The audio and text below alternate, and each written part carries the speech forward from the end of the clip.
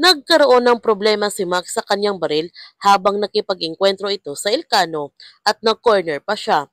Buti na lamang nakahanap ng paraan si Max para takasan niya ito. Nakarating na sina Andres sa exit point na kasama ang mga bata at pinasakay nila ito kagad sa sasakyan. Ngunit nalaman naman ni Andres mula kay Sandra na may naiwan pa ng mga bata sa loob ng kuta, kasama rito si Pio. Nakiusap si Sandra kay Andres na iligtas nila sina Pio dahil salbahe si Lucio. Siguradong papatayin nila sina Pio. Kaya bumalik agad sina Andres, Gab at Tomas sa kuta para hanapin sina Pio. Nahanap naman nila Lucio at Gaspar ang pinagtataguan nila Pio. Kinaladkad nila ang mga bata para gawing pangharang sa bala. Kinagat kagad ni Pio ang kamay ni Lucio pang makatakas siya.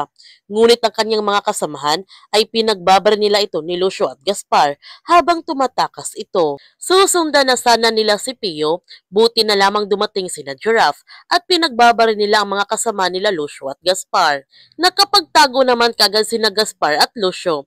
Ngunit nung sinundan nila Giraffe ang mga Ilcano, naunahan naman sila nito at walang awa silang pinatay ng mga Ilcano. Gayunpaman, nakita kagad nila Andres si Pio na nagtatago ito sa sasakyan.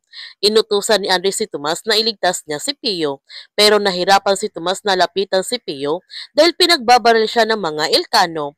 Ngunit nung tiningnan ni Andres si Pio, ang kanyang kapatid ang nakikita nito, kaya hindi na nagdadalawang isip si Andres na lapitan si Pio para iligtas ito.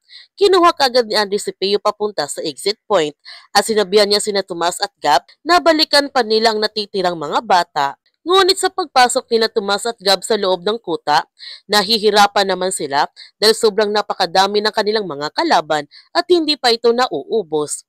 Hanggang na-corner nga silang dalawa. Pakiramdam nila na hindi na sila makakaligtas sa engkwentro na ito. Kaya humingi ng tawad si Tomas kay Gab sa kanyang nagawa. Ayaw niyang mamatay siya na magkagalit silang dalawa ni Gab. Pinatawad naman ni Gab si Tomas dahil naintindihan niya kung bakit ito ginawa ni Tomas. Kaya sa pagkakataon na ito, sabay sina Tomas at Gab na harapin ang mga kalaban.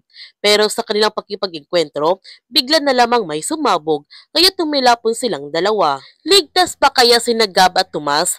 Yan ang ating abangan sa Incognito. Kung bago ka pa channel ko, don't forget to like, subscribe, and click notification bell para palagi kang updated sa mga videos na upload ko. Thank you for watching and God bless to everyone.